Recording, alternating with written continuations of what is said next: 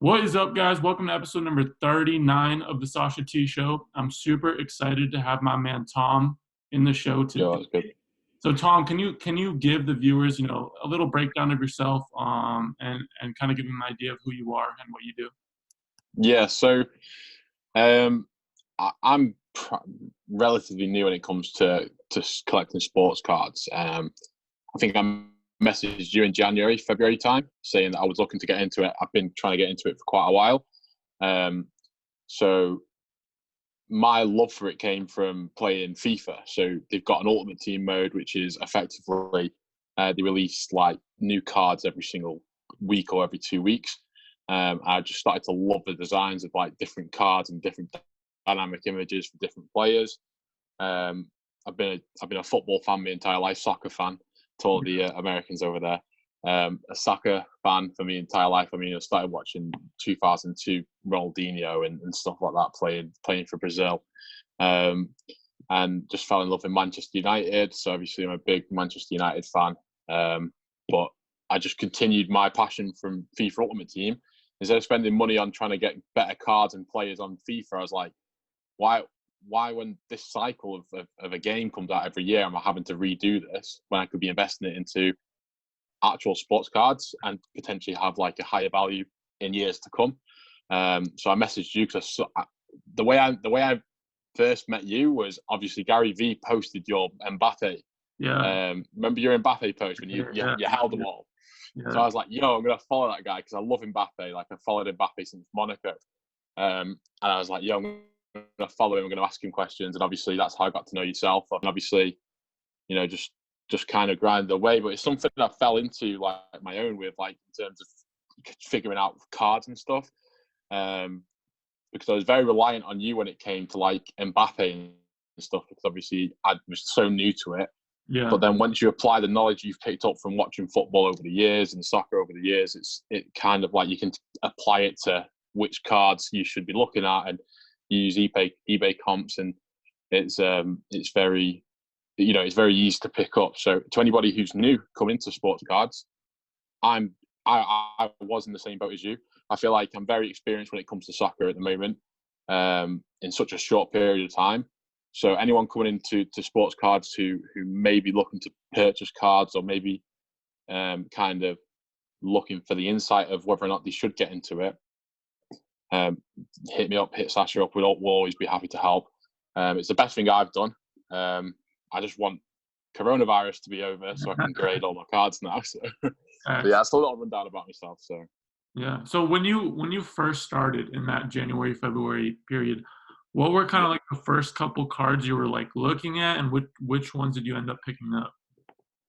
oh, really embarrassing, and I'm pretty sure there's a few people who would have done the same. So, I picked up some like off the radar Mbappe cards, like literally. I've never seen anybody post pictures of them. So that was my first mistake. Like I kind of got that itch to just buy everything and Yeah. anything that I saw. So I was buying Match Attack cards, and I realised that like statistic cards, like this Mason Greenwood card, are not very like desired. They're not like high demand. People want obviously like the clean cards, like your clean cut cards, like this, like the Mbappe, like the Rashford, like prisms and stuff like that. Yeah. So I was picking up like a load of like statistic cards for Mbappe, like, and then eventually, obviously, um, I I was able to pick up a load of Mbappe prisms, which is obviously what I was questioning you about. And I was picking them up for like $18 to $20 a card, which now when you think of it, that's like a ridiculous price. It's so cheap. Yeah. So I was picking up a lot of Rashfords, just like these, like just your future stars, just anything I could get. So I mean, I've got a bunch of like 2018 Prism cards for Rashford and Sterling and stuff like that. And then I think I watched one of your podcasts, and you had a question where it was like, shall I buy raw cards or graded cards?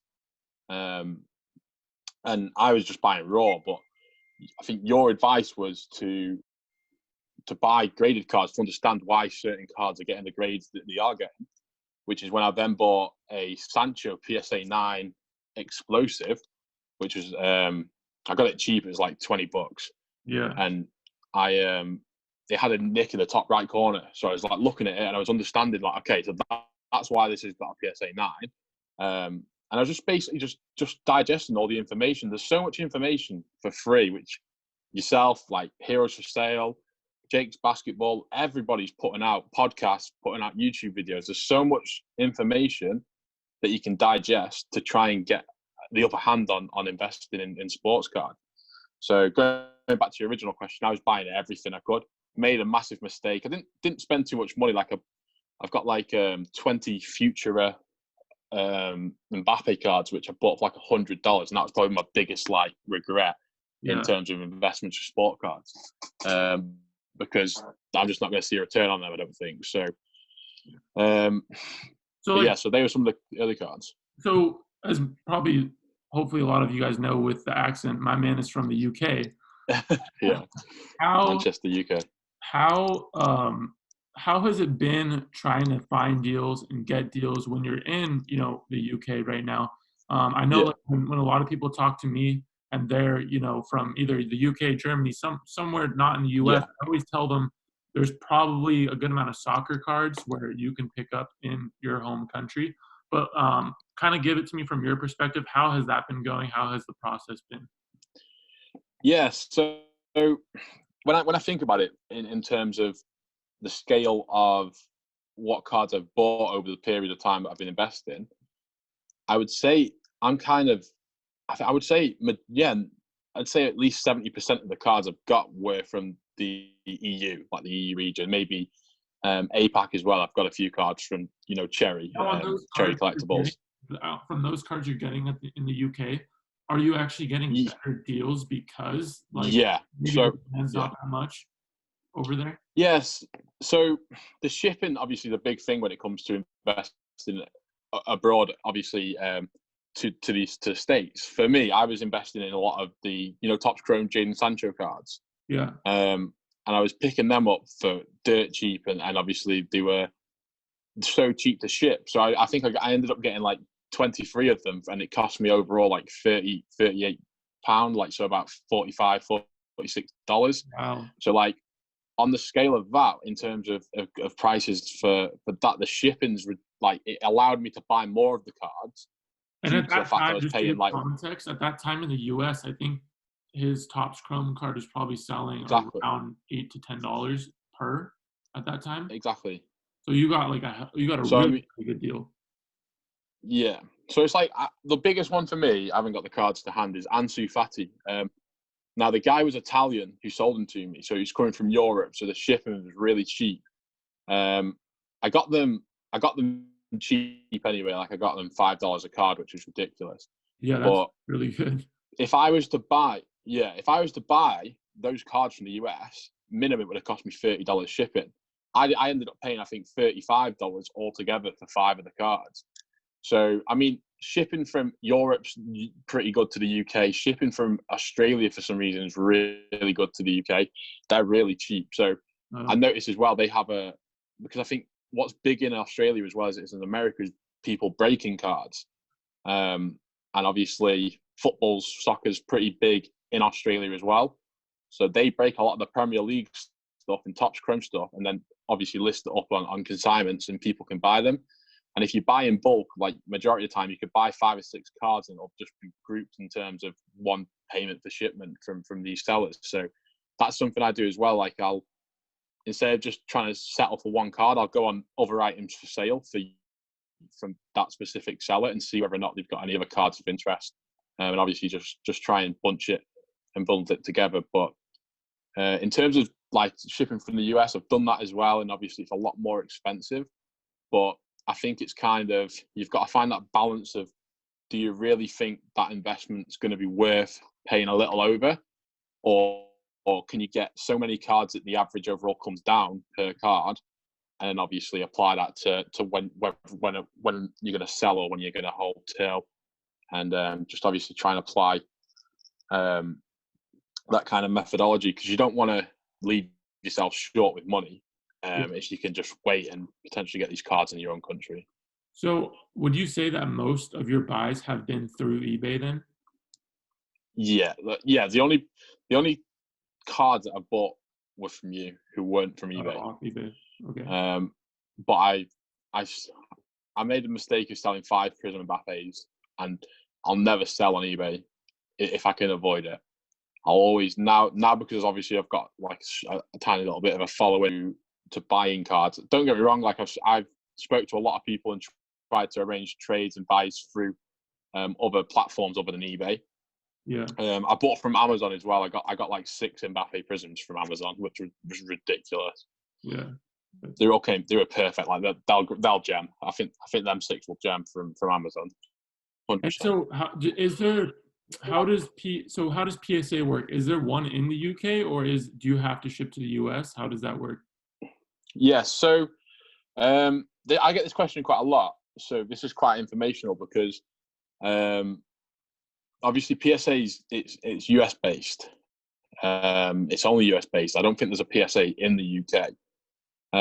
So there's a group of a guy that I messaged who I'm grading through. His name's like Graded Gem on Instagram, and they're in the UK. So what we do is they do group subs basically. We send their cards to them. They'll ship it to the US. Oh wow! And then obviously they'll grade it, send it back. And then what he does is he divides. Say if 20 people sent cards in, he'll divide the shipping there and back by 20, and then obviously we just pay a percentage, like the percentage of what the shipping is for us. So for us, I think the only timescale I can do is 45 days, which is but obviously PSA is backlogged at the moment, and they're going to continue to be, aren't they? So maybe a couple of months. Are the guys that in the is there a good amount of guys you're seeing in the UK who are starting to collect and send cards in and do all that sort of stuff? Or is it still relatively growing and small? Like, from your perspective, what would you say? In terms of just sport cards or grading? Just overall, sports cards, trading cards, and then we can add grading into that mix. Yeah, so I'll start with sports cards in general. Okay. Yeah, there's a lot of people. There is a lot of people doing it. There's a lot of people getting into it. I've had a lot of UK people starting new Instagrams and hitting me up about what they should do and what cards they should buy and stuff like that. Look, like with the soccer growing and the sports card game growing, it's only a matter of time between UK guys, Germany, all these other countries get into the sports card game, and I think that's what we're. I think one thing as well over here is, which is it's surprisingly bigger than I expected, is the sneaker game. A lot of people in the UK are into the whole sort of Discord buy your places to try and obviously buy the sneakers, and that's really big over here. For anything, for Supreme, for any kind of exclusive drops, Off-White sneakers, and I can see that transition where eventually sneakerheads will be looking for quantity in regards to like maximize their return of investment, and sports cards will be something which they may not be like hardcore soccer fans or watch every single game of specific players, but they'll be so much in the know because football's around you everywhere in the UK that you can just generally pick it up and know who's doing well, who's playing well, who to invest in. And I think, like you say, because you can access sports cards in such a higher quantity than you can in sneaker drops and stuff like that, I can't see it getting any smaller. I think it's just going to continue to grow and grow and grow. And just going back to the point about grading, so grading's always been pretty big from what I can tell over here. So the guys I used to grade, every single time I see them post, it's Pokemon everywhere. Like Pokemon is so big in this country, and I didn't realize it until I got into sports cards. It was crazy. Wow, that's interesting. Are you considering dabbling into Pokemon now that you've seen that? I've got a few cases. My grandmother, she got me a case of old Pokemon, which she's not let me open since I was a kid. So I've kind of got that, but at the moment, I just see so much opportunity in the sports players and the sports cards that I've invested in. Like, I mean, it's kind of like Pokemon's there forever, whereas sports players are like they're like tenure of how long they're going to play. Yeah. is like limited to 10, maybe 15 years if you at the top of your level. Like if you're Cristiano Ronaldo, he'll play for another 8 years, it seems. And he's 35. He's going to be like the Tom Brady of soccer. But Yeah. I feel like there's such a small window, especially now with more and more people. Like one person, I'm dreading it because I want him so much. When next year's Prism comes out, if Mason Greenwood has a rookie card, You're buying everything. And it's not even I don't think you'll be able to. I think his card. I think so many people in the UK will be involved by that point that his card will just be stupid price. It'll be like £200 a card, like first day. So I reckon break-in is probably going to be. So how has I know the coronavirus probably just hit the UK in the last week or so. How has it been for you over there recently? How's it been for us? Yeah, just in a general format. How has it been for you? Like, what's been going on over there? So, me personally, and the majority of the UK have all been in this sort of like soft lockdown. I'm going to call it. We've been told to lock down. Only essential workers are allowed to obviously leave. I'm classed as an essential worker, but I can work from home, so that's fine. Now, when like tying that into sports cards, it's kind of been a headache because our postal service is backed up to the max. Like we can't. It's like they can't get the post out of the post office quick enough because it's just so much. Like I bought this card like 2 weeks ago, and it only just came today, and it was like from the UK. So it's kind of like, why is it taking so long? So in terms of sports cards, it's slow because obviously we can't rush the post office. You know, they just kind of. So is the post office slow? Take the time. There's just not a lot of people working in it because of the whole virus? No, or that's what I don't know. I don't know whether or not like there's not enough people, or they've been kind of told because of social distancing we can only have this many people in the post office, or whether or not because cards are coming from different parts of the nation, they're kind of slowing it down because of coronavirus, and they don't want it to spread. Because I think there was a study or a report that came out that coronavirus can last on services for up to 48 hours. So I don't know if the delay in like the delay of post by 2 or 3 days, just to obviously kind of avoid that. But it's crazy. Like the entire UK feels like it doesn't feel real. It just feels like it's. I mean, people queuing at supermarkets, like 100 people queuing. It's crazy. Wow. So in terms of the market, so my stance has been when the coronavirus from a U.S. perspective is going to hit that peak where there's going to be the biggest amount of people having the virus, a lot going on. Yeah. That's supposedly supposed to happen in the next 2 weeks or so. So from my perspective, from a card point of view, I'm like, hey, when it's peak Corona time, that's when I want to go in and buy cards, because from my point of view, not a lot of people are going to be buying cards from that time.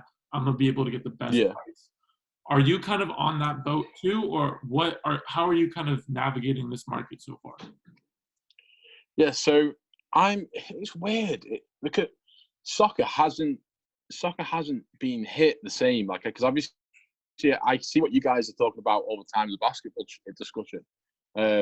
Like soccer hasn't been hit the same. Like it's not like it's taken a drastic drop in terms of cards. Like you've seen Mbappe come down, but Mbappe is obviously on the rise anyway. You've seen like obviously Sancho come down a little bit, but like people like Rashford, people like Bruno Fernandes and Ansu Fati, they've all held prices really well. So for me, going back to your original question, I am waiting for this peak to kind of hit, and I'm hoping that Mbappe's price is going to come down like maybe $10 or $15 more over that period, because obviously people who aren't making an income while they're working are going to rely maybe on selling these sports cards to basically get by. So in a capitalist kind of way, if you've got the money and the capital to spend and invest, like you're going to naturally want to make money in the future. 100%. So why not invest in something like that? Yeah, I think it's a great opportunity right now if you do have the equity, kind of just like we said. Yeah, Again, like anything like this, when there's something weird happens to the economy, there's a lot of hurt within it, but there's also, you have to look at it from a point of there's opportunity to make some plays and come out of it, exactly, with a really good ROI. So exactly. that's how I'm kind of looking at it. But if you do have the equity, then why not? I mean, fun fact: I haven't sold a single card during this entire coronavirus. Yeah, I've kept all I was my taking. as well. Yeah, The thing is that your Lucas at I a good sold I price. sold most of my Um, basketball. Yeah, that's so. But that's like you said, that's a smart move because you're going to buy more I'm good. for the money I you sold made to from selling rebuy. them. Yeah, yeah, I sold to Exactly. rebuy, and I did that So 2 weeks ago when I still got decent prices for everything. yeah, so I fully believe that the market's going to go back to where it was pre-coronavirus, as and when it kind of the peak it starts to slow down. Whether or not that's 10 to 12 weeks, whether or not that's months, who knows? But at the end of the day, sports is going to come back. It's guaranteed. There's no way on earth they're going to cancel sport for Yeah, years and years and years. It's going to come back. no, yeah. People are going to start watching it, and I think you're going to see more and more people watch sports because it's kind of one thing sports has always done is it's unified people. It's made people feel a part of something. It's made people relate to each other.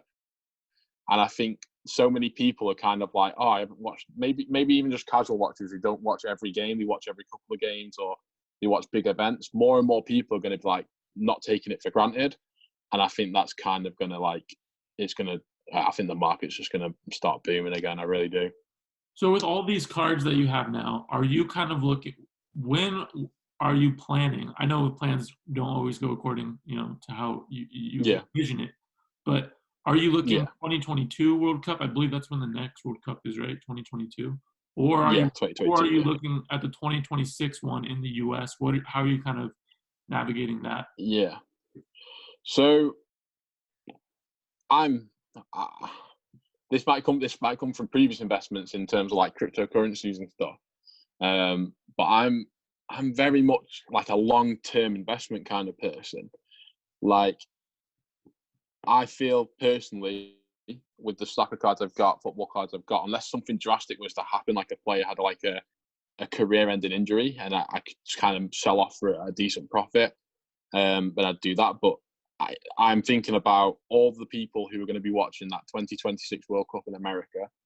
How Yeah, many more people are going to be drawn to it, and how much like people are going to find their new favorite players, or someone's going to have a moment where they score an unbelievable goal and everybody like loves him for it, or just one moment like that where a player just dribbles past 5 or 6 different players and smacks one in the top corner, and it's like everyone remembers that goal because it got them through to the final or semi-final, and it's kind of like why I don't want to sell off early to see more and more people get into soccer, football, whatever you want to call it, and then start investing in these cards. And it's like, wow, I want this player, I want that player, and it's kind of like a phenomenon, and it becomes a norm, and people just want to obviously invest in these cards. I don't want to kind of sell off early and miss out on that hype and potentially all that return of investment kind of thing. yeah, Like there may also be opportunity to. I was thinking about this the other night. There may also be an opportunity for the the 2022 World Cup's coming up. If you sell after the World Cup, when say France win it again, Mbappe's just won his second World Cup back to back, his prices are going to be through the roof. So it's kind of like it's kind of like the LeBron effect. Let's call it the LeBron effect.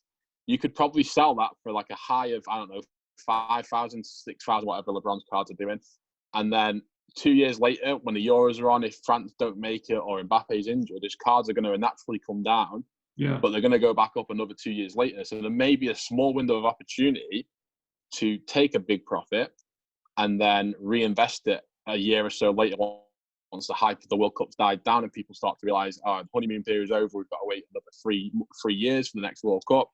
There might be a very small window of opportunity to make a profit. But me personally, I'm going to be holding past that, I think. Again, I think you have a pretty solid game plan going. Yeah. In terms of, so I know you want to come to the National Sports Card Convention. Yeah. As far as we know right now, we don't know if that's going on. As of right now, it's supposedly supposed to. What are Yeah. your plans for potentially going? Like, would you go if it was Yeah. still going on? 100%. Now, I've got my reasons might be different for other people. I would probably only take a handful of cards if I was going to look to trade or sell or something, just to engage in that kind of activity. But I just being the first year that I've been involved in cards. Yeah. So for me, it'll be more about the experiences, like meeting yourself, meeting Adam, meeting other people who I've kind of grown, these friendships online with. And obviously experiencing what it's all about, because obviously myself, I've never been to one. I can obviously watch all like clips on YouTube, but it's not the same as obviously physically being there in the room with people who all share the same desire, whether or not it's for basketball, baseball, soccer, WWE, UFC, boxing. Everybody's there for cards, Pokemon, Yu-Gi-Oh. Did you expect, because I get this a lot, like did you expect the kind of like the dynamic of this hobby, like where you can build these types of friendships through the hobby? Because that's one thing I didn't know getting into it. Yeah. I built tons of relationships and friendships just within this hobby. Did you expect that coming in at all? No, not at all. And this is the thing. It's like today, I posted a few things on my Instagram story, and people just instantly like messaged me like, "Yo, nice cards. I've just picked up this," and it's like a big group of friends who just all trying to better each other and just help each other grow. It's like everybody just wants to kind of feed off the energy and kind of grow together. Like I haven't come across one person who I've had like in-depth conversations with who's been snide or they've just been thinking about themselves or like money or profit. Like they've always asked how you are. They're always very kind and polite. I didn't envision this hobby to be sort of like a place for you to meet people in respects of actually building good friendships and relationships with to obviously make it into something bigger or just common interest. I didn't expect it at all. I just expected it to be an investment opportunity. Yeah. In terms of being able to pick up cards and maybe make a few extra quid on the side. And obviously, like I met yourself, and obviously I've formed a good friendship with both yourself, Adam. Into it as well, it brings a lot more. I think the best way to describe it is we're all like-minded individuals in the card industry, and it's kind of like it's us who are going to make this hobby grow. And if we don't represent it well, it won't grow. So that's just my opinion. I agree.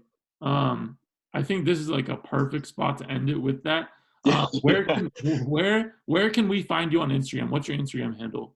Yeah, so my Instagram handle is @sportcardtom, sport without an S.